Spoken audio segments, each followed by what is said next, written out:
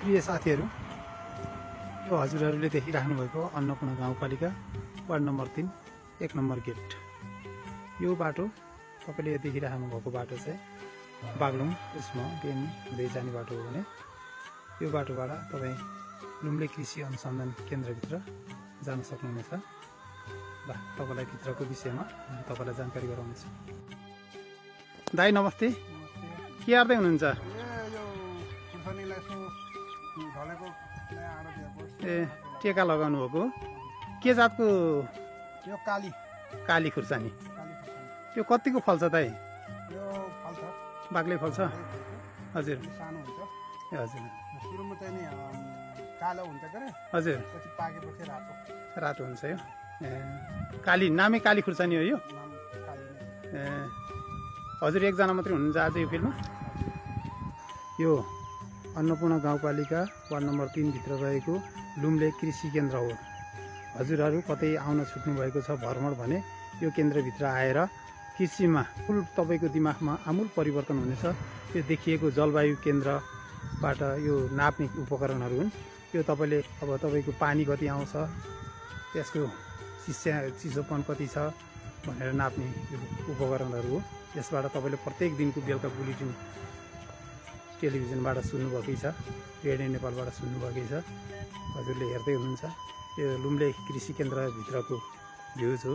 यो म अहिले भएको ठाउँ चाहिँ यो हेलिप्याड भन्ने ठाउँबाट मैले तपाईँलाई देखाइरहेको छु। यो ग्यास लेख्दा बित्तिकै तपाईँले थाहा पाइसक्नुभयो हेलिकप्टर ल्यान्ड गर्ने ठाउँ हो। यो पहाड भएको ठाउँ भएको हुनाले यो अधिकांश हुस्सु कुहिरोले ढाक्छ। तपाईँले यो माथि पनि देखिराख्नु भएको छ।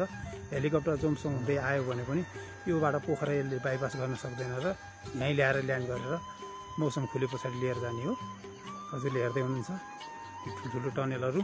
यहाँ सबै पढ्ने विद्यार्थीहरूदेखि लिएर यहाँ ज्यालामा काम गर्ने कर्मचारीहरू पनि यसमा आबद्ध हुनुहुन्छ।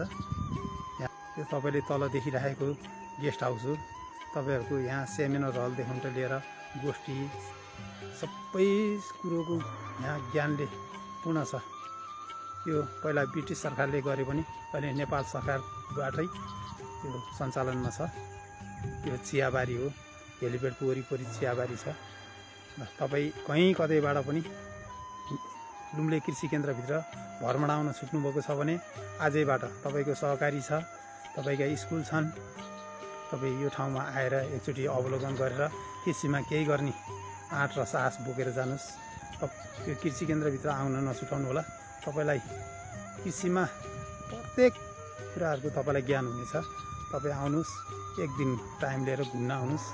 आएर फोटो मात्रै खिचेर नजानु, ज्ञान बोकेर जानु, आफ्नो गाउँमा केही गरेर देखाउनु। सर नमस्कार। नमस्कार हजुर।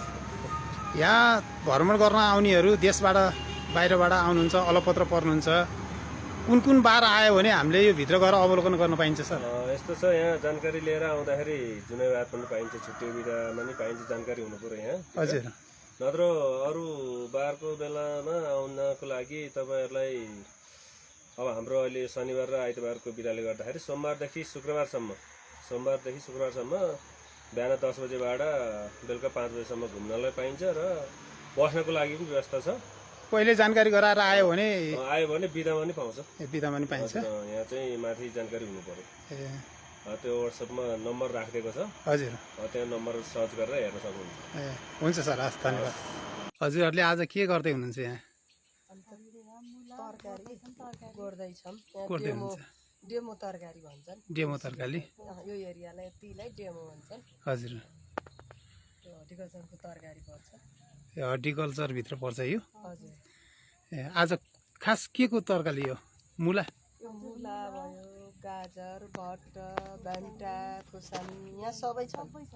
प्रिय साथीहरू, हजुरहरूले देख्दै हुनुहुन्छ किवी खेती। अहिले यो कृषि केन्द्रले यसरी किवी खेती गर्न सिकाएको छ। हेर्नुहोस्, यसले गर्दा यता हाम्रो मराङ्से गाउँ पनि कृषि क्षेत्रबाट यो किवी खेती गरेर आत्मनिर्भर बन्ने प्रयास गरेको छ। तपाईँलाई मैले मराङ्से गाउँले कति प्रगति गरेको छ भनेर मैले अर्को भिडियोमा लानेछु। ल हेर्नुहोस्, यस्तो टनेल गरेर यो असिनाबाट जोगाउनको लागि यो गरिएको भने यो किवी खेती हो। हजुर जसरी भए पनि कृषि केन्द्रभित्र आएर यो सबै कुराको ज्ञान लिएर जानुहोला। आउनुहोस्।